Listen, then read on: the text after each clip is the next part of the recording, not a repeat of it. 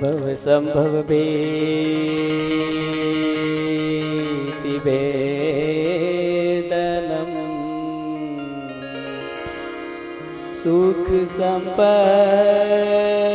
કરુણાનિકેતન વ્રત દાન તપ ક્રિયા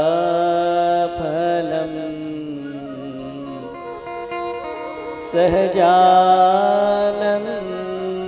ગુરુ ભજે સદા સહજાનંદ ગુરુ ભજે સદા ઓમ શ્રી સ્વામિનારાયણાય નમો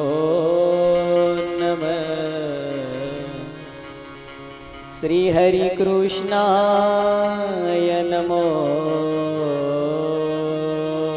નમઃ શ્રી ઘનશ્યામાય નમો નમઃ શ્રી નીલકંઠાય નમો નમઃ શ્રી સહજાનંદ સ્વામીને નમો નમઃ. બોલો શ્રી સ્વામિનારાયણ ભગવાનની, શ્રી લક્ષ્મી નારાયણ દેવની, શ્રી નરનારાયણ દેવની, શ્રી મદન મોહનજી મહારાજની, શ્રી રાધારમન દેવની, શ્રી ગોપીનાથજી મહારાજની, શ્રી સિદ્ધેશ્વર મહાદેવની, શ્રી વિઘ્ન વિનાયક દેવની. નારાયણ ચરણ દાસજી સ્વામી શ્રી જેમના માધ્યમથી અવસવ જે ચાલી રહ્યો છે એવા પરમ પૂજ્ય સદગુરુ શાસ્ત્રી સ્વામી નવતમ પ્રકાશદાસજી સ્વામી શ્રી તેમજ સભામાં ઉપસ્થિત પૂજ્ય ગુરુવર્ય સદગુરુ જ્ઞાન જીવનદાસજી સ્વામી શ્રી બ્રહ્મનિષ્ઠ પૂજ્ય સંતો તેમજ સૌ શ્રીજી મહારાજના લાડીલા મોક્ષ ભાગી જીવાત્માઓ તમામ ભક્તોને અતિ ભાવથી જય સ્વામિનારાયણ, જય સ્વામિનારાયણ.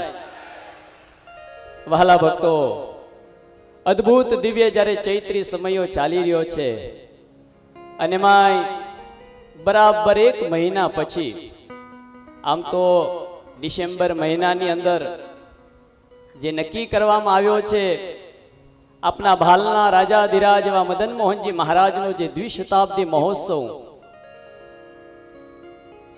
અને એ ઉત્સવ જે નક્કી કરવામાં આવ્યો છે ભગવાન સ્વામિનારાયણ અતિ રાજી થઈ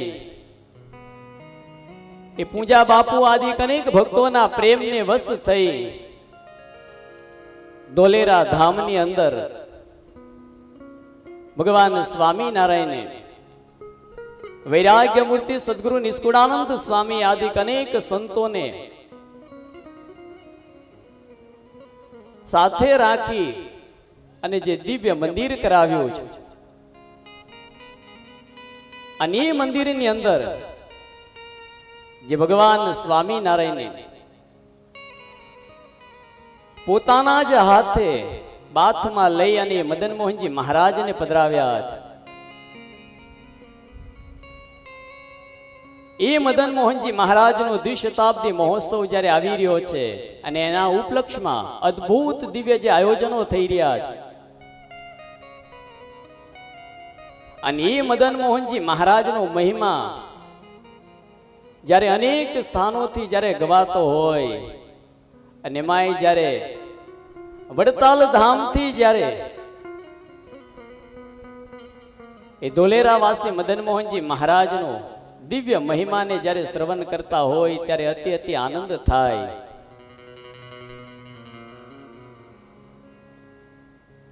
ભગવાન સ્વામિનારાયણના લોકમાં પધારી અને જે શ્રીજી મહારાજે અનેક અવનવા બધા ઉપાયો કરી એ જીવાત્માના કલ્યાણને માટે કહેવાય કે જે સદાવ્રતો ચલાવ્યા સમાધિ પ્રકરણ ચલાવ્યું. અનેક મુમુક્ષુઓને ભાગવતી દીક્ષા આપી. 500 પરમહંસો કરી અને ભગવાન સ્વામિનારાયણ સંતોને ગામડે ગામડે મોકલી અને સત્સંગની જે સ્થાપના કરાવી. સંતો ગામડે ગામડે વિચરણ કરી અને ભગવાનની જે ઓળખાણ કરાવતા. યાવત ચંદ્ર દિવાકરો, જ્યાં સુધી સૂર્ય ને ચંદ્ર રહે અને ત્યાં સુધી આ મોક્ષનો માર્ગ અખંડ વહેતો રહે, જેને માટે ભગવાન સ્વામિનારાયણે શિક્ષાપત્રી જેવા સદગ્રંથનું મહારાજે લેખન કાર્ય કર્યું. આચાર્ય પદની સ્થાપના કરી.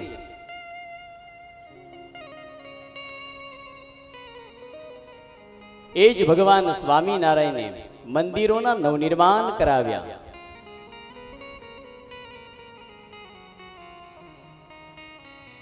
સૌ પ્રથમ ભગવાન સ્વામિનારાયણે અમદાવાદની અંદર જે મંદિર કરાવ્યું, ત્યારબાદ ભુજ, વડતાલ, ત્યારબાદ એ પૂજા બાપુ આદિ અનેક જે ભક્તોના પ્રેમ ભાવને વશ થઈ અને મહારાજે ધોલેરાની અંદર જે મંદિર કરાવ્યું છે. અને મંદિરના નવનિર્માણ કાર્યને માટે એ વૈરાગ્ય મૂર્તિ નિષ્કુળાનંદ સ્વામીને કાર્ય જ્યારે સોંપવામાં આવ્યું છે, કહેવાય છે એ સદગુરુ નિષ્કુળાનંદ સ્વામી ધોલેરાની અંદર રહીને મંદિરનું કાર્ય કરાવતા હોય. સ્વામી પોતે જાતે કામકાજ કરે, સમય મળે અને ત્યારે ભગવાનને સંભાળીને વૈરાગ્ય મૂર્તિ નિષ્કુળાનંદ સ્વામી શાસ્ત્રની રચના કરે. જે વૈરાગ્ય મૂર્તિ નિષ્કુળાનંદ સ્વામી અનેક સતશાસ્ત્રોની રચના કરી છે. આનંદની વાત તો એ છે, મારી દ્રષ્ટિએ જો હું કહું તો આ સંપ્રદાયની અંદર, આ સત્સંગની અંદર, શાસ્ત્રની બાબતની અંદર જો કોઈ શ્રી ગણેશ કરનાર હોય ને તો એ વૈરાગ્ય મૂર્તિ નિષ્કુળાનંદ સ્વામી હતા. ભગવાન સ્વામિનારાયણ નિષ્કુળાનંદ સ્વામીને સાથે લઈ અને આદોઈ ગામના પાદરે આવીને મહારાજ એમ કે, સ્વામી, એ લાલજી, અમને બહુ ભૂખ લાગી છે, માટે આ ગામમાંથી જઈને ભિક્ષા લઈ આવો. લાલજી સુથાર પૂર્વાશ્રમનું નામ જે નિષ્કુળાનંદ સ્વામી કહેતા, એ લાલજી સુથાર મહારાજને એમ કે, પ્રભુ, આ ગામની અંદર ભિક્ષા માંગવા જવાનું કયો છે? અરે, જે ગામની અંદર પ્રભુ હું ઘોડે ચડીને આવ્યો છું અને એ જ ગામની અંદર તમે મને ભિક્ષા માંગવા જવાનું કયો છો? એ મહારાજ, મારી આબરૂ શું રહે? ભગવાન સ્વામિનારાયણ કે, અરે લાલજી, તમને કોઈ ઓળખે નહીં એવા કરી દઈએ તો? અને ત્યારે લાલજી સુથાર કે, મહારાજ, તો જાઓ. અને ભગવાન સ્વામિનારાયણે એ લાલજી સુથારના વસ્ત્રોને બદલાવી, ભગવા વસ્ત્રો પહેરાવી અને ભગવાન સ્વામિનારાયણને દાઢી મૂછ મુડાવડાવી અને એ લાલજી સુથારને કહ્યું છે, એ તમને કુળથી છે ને નિષ્કુળ કરી દીધા છે, આજથી તમારું નામ નિષ્કુળાનંદ સ્વામી છે. અને હવે જાઓ, તમારા સસરાને ઘરેથી જ તમે ભિક્ષા લઈ આવો. અને એ નિષ્કુળાનંદ સ્વામી પોતાના સસરાને ત્યાંથી આ ભોજન લઈ આવે ને ભગવાનને જમાડે. બહુ વિસ્તારથી એની વાત મારે નથી કરવી, પણ મારે મૂળ એટલું જ કહેવું છે કે એ નિષ્કુળાનંદ સ્વામી ભગવાનને ભોજન લાવીને જમાડે.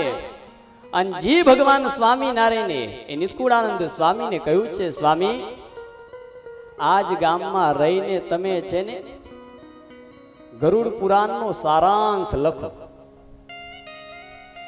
વૈરાગ્ય મૂર્તિ નિષ્કુળાનંદ સ્વામી કે, અરે પ્રભુ, કારા અક્ષર કુહાડે માર્યા, કારા અક્ષરમાં મને કાંઈ ખબર પડે નહીં અને તમે શાસ્ત્રની રચના કરવાનું કહો છો? એ પ્રભુ, મારાથી કેમ થાય? અને ત્યારે ભગવાન સ્વામિનારાયણ આશીર્વાદ આપતા એમ કે જાઓ નિષ્કુળાનંદ સ્વામી, અમારા આશીર્વાદ છે તમને. તમે જે કંઈ બોલશો એ કવિતા થઈ જશે, અને જે કંઈ લખશો ને એ છંદ છપ્પરની અંદર બધું ગોઠવાઈ જશે. અને જે ભગવાન સ્વામિનારાયણના આશીર્વાદથી એ નિષ્કુળાનંદ સ્વામીએ ગ્રંથનો પ્રારંભ કર્યો છે. અને સંપ્રદાયની અંદર શાસ્ત્રના બાબતે શ્રી ગણેશ જો મંડાના હોય તો એ આદોઈ ગામના પાદરે એ વૈરાગ્ય મૂર્તિ નિષ્કુળાનંદ સ્વામીએ યમદંડ નામનો ગ્રંથ લખ્યો. અરે જે યમદંડ વાંચી વાંચીને તો કઈક સાધુ થઈ ગયા, એવો અદ્ભુત દિવ્ય ગ્રંથ. અને સ્વામીએ ખાલી એક ગ્રંથ નહીં, 23 જેટલા ગ્રંથોની રચના કરી છે. અને રગે રગમાં જે નિષ્કુળાનંદ સ્વામીને વૈરાગ્ય, એ વૈરાગ્ય મૂર્તિ નિષ્કુળાનંદ સ્વામીને ભગવાન સ્વામિનારાયણે ધોલેરા આ એ મંદિરના નવનિર્માણ કાર્યને માટે મૂક્યા હતા. અને સ્વામી આખો દિવસ મંદિરનું કામકાજ કરે, સમય મળે ત્યારે શાસ્ત્રની રચના કરે. ધોલેરા ધામના કીર્તનો છે ને તમે ગોતવા જાવ ને તો ભાગ્ય કદાચ મળે તો. મેં ઘણો બધો પ્રયાસ કર્યો, ઘણા બધા સંતોને પણ પૂછ્યું, પણ કોઈ એવા કીર્તન મળ્યા નહીં. નિષ્કુળાનંદ સ્વામીએ ત્યાં રહીને શાસ્ત્રની રચના કરી છે, પણ એ જ વૈરાગ્ય મૂર્તિ નિષ્કુળાનંદ સ્વામીનું છેલ્લું કીર્તન. અને એ ધોલેરાની અંદર રહીને જે વૈરાગ્ય મૂર્તિ નિષ્કુળાનંદ સ્વામી મદન મોહનજી મહારાજના દર્શન કરી સ્વામી આખી જિંદગી સૌને સદુપદેશ તો આપ્યો જ છે, પણ સ્વામી જ્યારે ધામમાં જવાના હતા એ ધામમાં જતા જતા પણ કહેવાય છે કે એ વૈરાગ્ય મૂર્તિ નિષ્કુળાનંદ સ્વામી મદન મોહનજી મહારાજના દર્શન કરી અને સ્વામીના એ છેલ્લા જે શબ્દો એ કીર્તનના સ્વામી લખે, જાવું છે રે જાવું છે રે જાવું છે ને દાન ભજ ભગવાન રે જીવ જાવું છે. અદ્ભુત એ સ્વામીના એ કીર્તનના શબ્દો જેમાં એટલો બધો હાર્દ રહ્યો છે. છેલ્લા જતા જતા પણ સ્વામી ઉપદેશની વાત કરતા ગયા છે.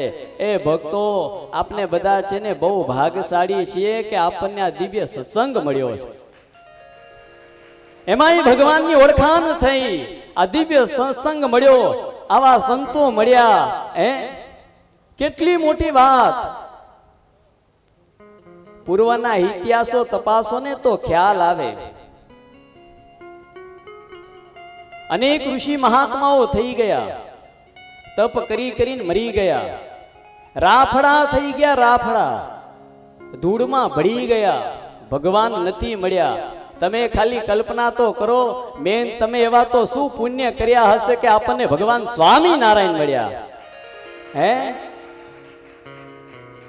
પૂર્વે એવા કયા પુણ્ય કર્યા હશે આપણને ભગવાન સ્વામિનારાયણ મળ્યા? બાકી ભગવાન મળે નહીં.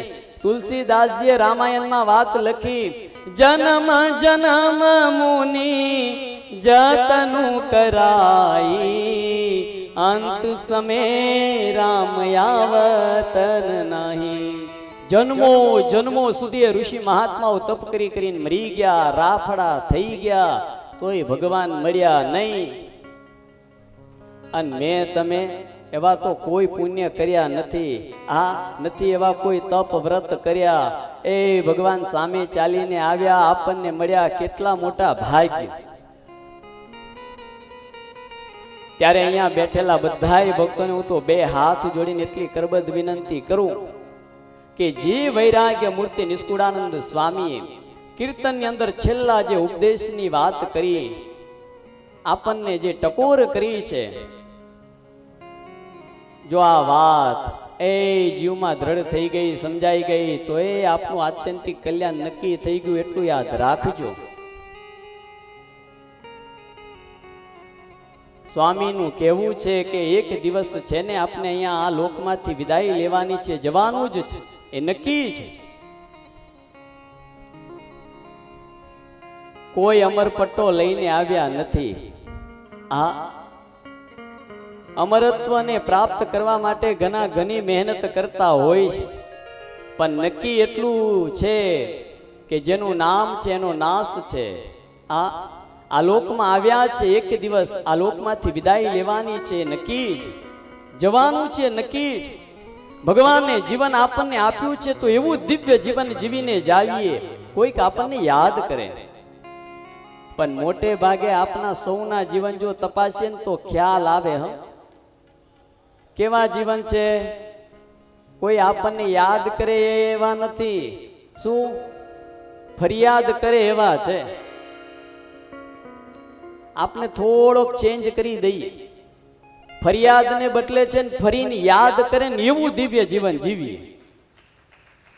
આ લોકમાંથી આપણે નહીં વિદાય લઈએ, આપણને કોઈક યાદ કરે ને એવું દિવ્ય જીવન જીવીને જઈએ.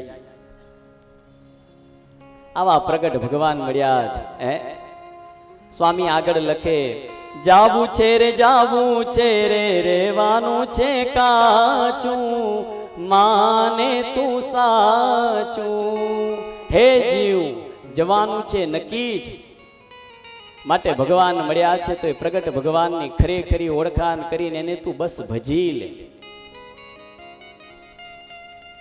અને ભગવાનનું ભજન કર્યું ને ભક્તો, એટલું જ કામનું, બાકી બીજું બધું છે ને વ્યર્થ છે, સમજજો.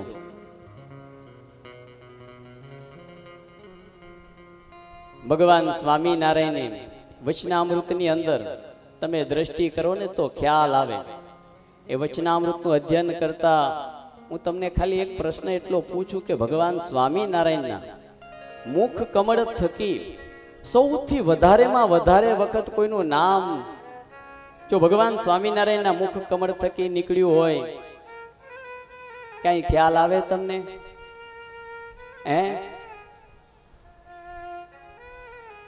કોઈક તો કયો.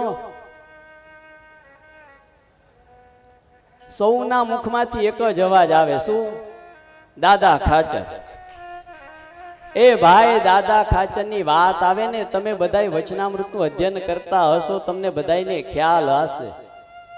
એ ભગવાન સ્વામિનારાયણ જ્યાં સભા ભરીને બેઠા છે, દાદા ખાચરના દરબાર ગઢની અંદર બેઠા છે.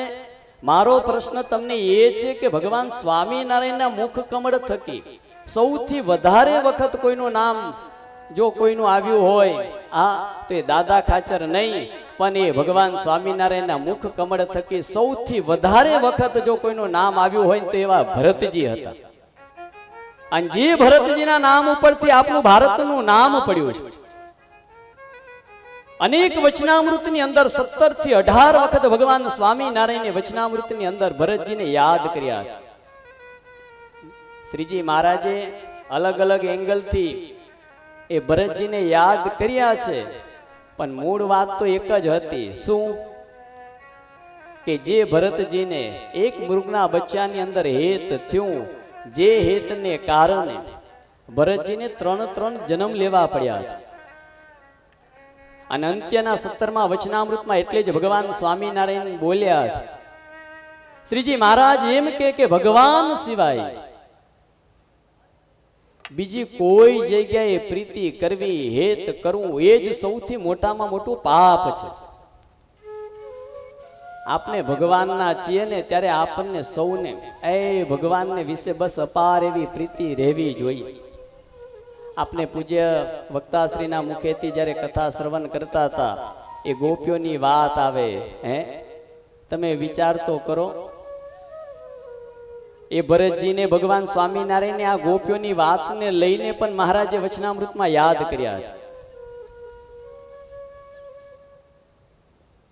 કે ભરતજીએ દયાએ કરીને મૃગના બચ્ચામાં હેત કર્યું તો ભરતજીને 3 જન્મ લેવા પડ્યા. અને ગોપીઓએ કામ ભાવથી પણ ભગવાનમાં પ્રીતિ કરીને તો એ ગોપીઓ ગુણાતીત થઈને તરી ગઈ. ભગવાનમાં પ્રીતિ થઈ તો એ ગોપીઓ ગુણાતીત થઈને તરી ગઈ, કેતા ભગવાનના ધામને પામી ગઈ. ભગવાનમાં જો હેત થઈ ગયું તો કામ આપનું જીવન છે ને સફળ થઈ ગયું એમ માનજો.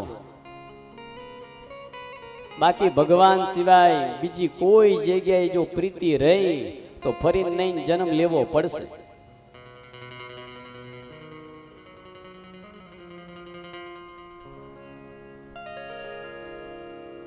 હું જેતલપુર ભણતો ને ત્યારે એક બહુ મોટા સંત જેમને એક વાત કરી હતી, એ મારા જીવમાં એવી દ્રઢ થઈ ગઈ છે. સૌની સાથે છે ને આ બધાની સાથે હળી મળીને હેત ભાવથી રહીએ. જ્યારે પણ ભેગા થઈએ એટલા પ્રેમ ભાવથી રહીએ. એને ભૂલાઈ જવું જોઈએ કે આ મારા નથી, પણ ત્યાંથી જ્યારે છૂટા પડીએ ને એટલે પછી બધાને ભૂલી જાય. ભગવાન સિવાય બીજું કોઈ આપણને યાદ આવવું ન જોઈએ. એવી ભગવાનમાં અપાર પ્રીતિ કરી લઈએ, એ આપણું જીવન છે ને ધન્ય બની જાય. વૈરાગ્ય મૂર્તિ નિષ્કુળાનંદ સ્વામી આગળ લખે કે જાવું છે રે જાવું છે, માલ ધન મેલી ઠાલું ઠેલી, એ જીવ જાવું છે. સ્વામી કે બધું મૂકીને છે ને ચાલ્યું જવાનું છે, કશુંય કઈ હારે આવવાનું છે નહીં. ભગવાનનું ભજન કર્યું હશે તો એ છેલ્લી ઘડીએ કામ લાગશે, બાકી બીજું કાંઈ કામ લાગવાનું છે નહીં.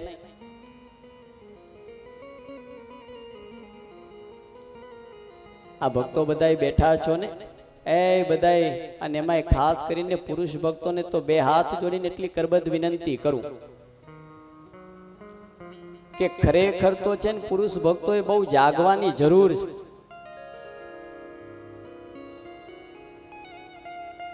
જો ભજન કરવાનું થાય તો બધાયને આડસ પ્રમાદ થઈ આવે. બહેનોને બહુ એટલા ઉપદેશ કરવા વાળા કોઈ મળે નહીં, પણ તેમ છતાંય બહેનો, હું વખાણ નહીં કરતો પણ સાચું જે સત્ય છે કહું છું. બહેનો તમે જોજો, સમય કાઢીને પણ છે ને એ બધા ભેગા થઈને ભજન કરશે.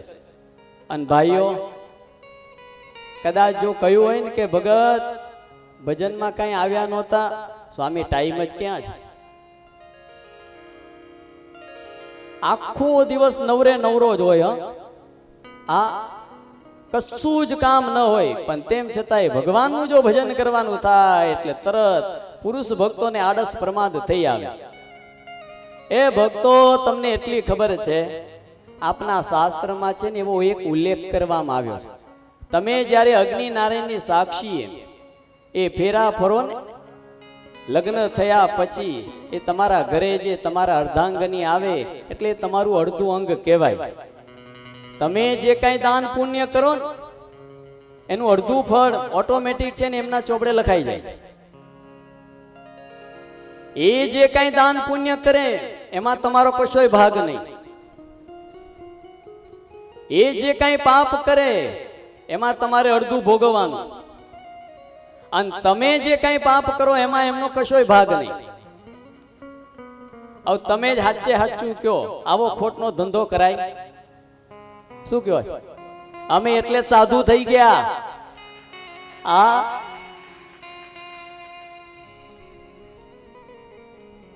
આવ તમે બધા મોટે ભાગે તો લગ્ન કરીને જ બેઠા છો, પણ તમારે બધાને છે ને હું તો બે હાથ જોડીને એટલી કરબદ્ધ એક વિનંતી કરું. ભગવાન સ્વામિનારાયણ છે ને કોઈ લગ્ન કરવા જતા ને ભગવાનના દર્શન કરવા કે આશીર્વાદ લેવા આવતા ને ત્યારે શ્રીજી મહારાજ એક ઉદ્દેશની વાત કરતા કે દેહના દેહ સાથે લગ્ન કરી રહ્યા છો, પણ જીવના જીવન સાથે લગ્ન કરવા ન રહી જાય એનું ધ્યાન રાખજો. કેતા ભગવાનની સાથે પરણવાનું બાકી ન રહી જાય એનું ધ્યાન રાખજો. અને જેને જેને ભગવાનની સાથે લગ્ન કરી લીધા ને બધાય તરી ગયા. તમે જો એ પછી નરસિંહ મહેતા હોય તોય ભલે, એ દાદા ખાચર, પર્વતભાઈ આદિ કોઈ પણ તમે જો, જેને જેને ભગવાનની સાથે એવી પ્રીતિ કરી લીધી ને બધાય તરી ગયા, એ બધાય ભગવાનના ધામને પામી ગયા.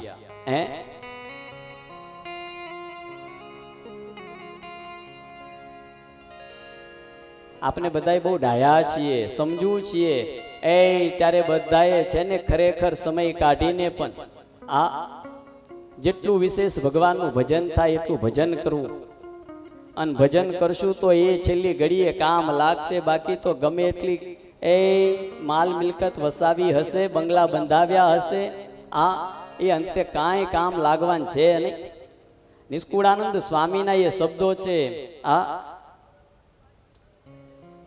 કે માલ ધન મેલી ઠાલું ઠેલી જાવું, હે બધું મૂકીને જવાનું છે. બોલો સાચે સાચું કે આ બધી ખબર છે કે નહીં આપણને? હે પણ તેમ છતાંય બોલો ભજન થાય છે? કેમ નથી થતું કહું? આપણને મૃત્યુનો ડર નથી ને એટલે, આ એનો ભય નથી એટલે. વૈરાગ્ય મૂર્તિ નિષ્કુળાનંદ સ્વામીએ આખી જિંદગી જ્યારથી સહસ્ત્રની રચનાની શરૂઆત કરીને ત્યારથી સ્વામીએ ઉપદેશની શરૂઆત કરી. ઉપદેશ જ આપ્યો છે આ લોકની અંદર. અનેક મુમુક્ષુઓને આ ઉપદેશ આપીને સદમાર્ગે વાળ્યા છે. અરે ભાઈ, છેલ્લા જતા જતા પણ સ્વામી આ ઉપદેશની વાત કરતા ગયા છે. એ ત્યારે આપણે બધા ચેતી જઈએ. આવા પ્રગટ ભગવાન મળ્યા છે ત્યારે પ્રગટ ભગવાનનો દ્રઢ આશરો કરી અને વિશેષ ભગવાનની ભક્તિ કરી લઈ. ઓલી વાત છે ને, તેજીને ટકોર, અને પછી તેજીને ટકોર અને આગળ મને સારું ભૂલાઈ ગયું. આપણે બધા બહુ હોશિયાર છીએ એ ત્યારે આપણે બધા છે ને ચેતી જઈએ. જે વાલ્મીક ઋષિએ રામાયણની રચના કરી, જે વાલ્યો લૂંટારો કહેવાતો, વિચાર તો કરો.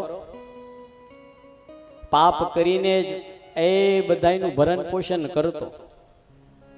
નારદજી જેવા એક સંત મળી ગયા અને જે નારદજીએ ખાલી એટલી જ ટકોર કરી અને એ વાલ્યા લૂંટારાને એ વાત સમજાઈ ગઈ કે આ બધાય તો સ્વાર્થના સગા સંબંધી છે.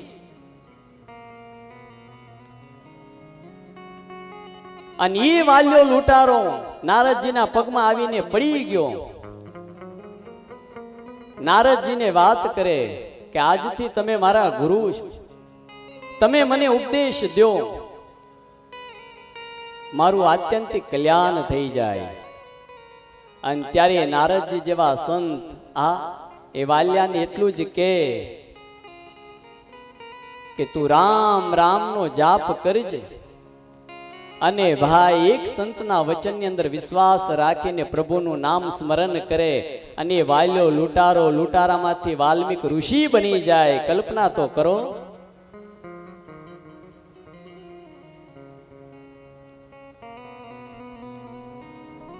સંતો આપણને ઉપદેશ આપી આપીને થાકી જાય. આ અનેક કીર્તનોની અંદર અનેક ઉપદેશ આપવામાં આવે, શાસ્ત્રોમાં પણ અનેક ઉપદેશ આપવામાં આવે. સંતો ઉપદેશની વાત પણ કરે, પણ કાંઈ અસર થાય ના પાડે છે.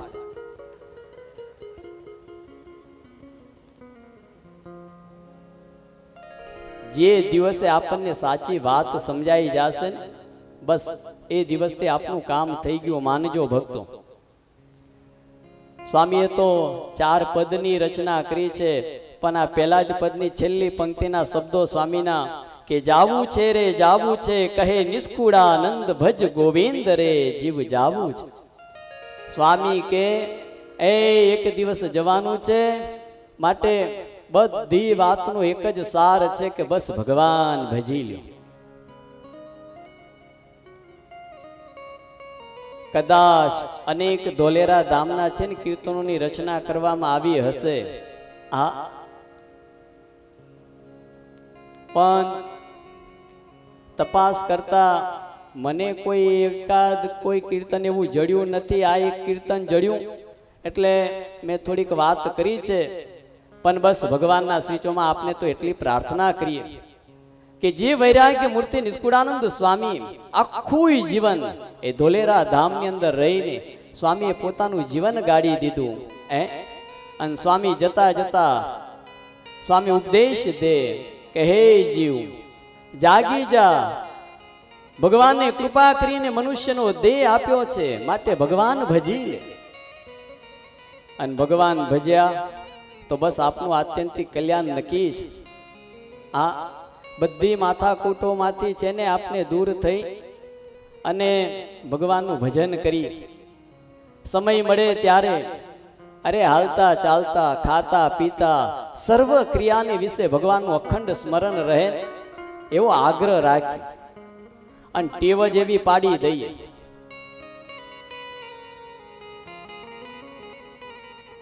કે અખંડ ભગવાનનું આપણને સૌને કેમ સ્મરણ રહે. અને તમે ખાલી કરી તો જુઓ, એક વખત ટ્રાય તો કરો, કેવો આનંદ આવે છે અનુભવ કરો.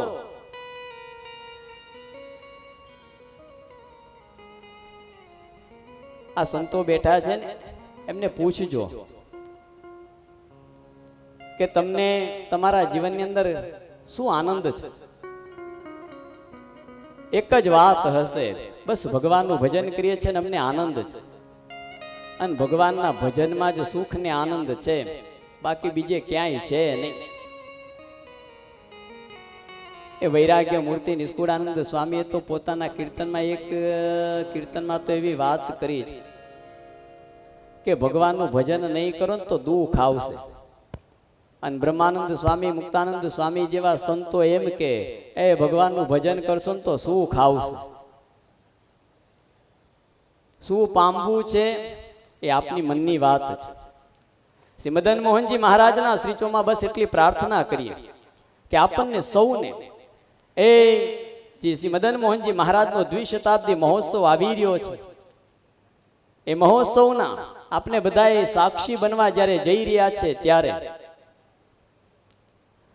મદન મોહનજી મહારાજનો એવો ધામધૂમથી ઉત્સવ ઉજવાય એને માટે આપણે આ ચૈત્રી સમયામાંથી જ એવો એક દ્રઢાવ કરીએ, સંકલ્પ કરીએ, ખૂબ વિશેષ ભગવાનનું ભજન થાય, ભક્તિ થાય. આજથી એવો કંઈક નિયમ લઈને જઈએ. મદન મોહનજી મહારાજ બહુ રાજી થશે. હા, અને કરીને એ જ કરવાનું છે. અંત સમય આવશે ને ત્યાં ભગવાન આપણને સૌને તેડવા આવશે. વિશેષ વાતો નહીં કરતા ભગવાનના શ્રીચોમાં પ્રાર્થના કરીએ કે ભગવાન આપણને ખૂબ ખૂબ એવું દિવ્ય સત્સંગનું બળ આપે. દિન પ્રતિદિન સત્સંગ વધતો ને વધતો રહે અને આપણને મળ્યા એ ભગવાન, એ પરમ તત્વ પરમાત્મા, એ ભગવાનનો અપરંપાર મહિમા સમજી અને આપને નામીએ સહિત ભગવાનનું નામ સ્મરણ કરીએ અને ભગવાનને વિશેષ રાજી કરતા રહીએ એવી જ ભગવાનના શ્રીચોમાં પ્રાર્થનાની સાથે અહીંયા મારી વાણીને વિરામ. અસ્તુ. જય સ્વામિનારાયણ.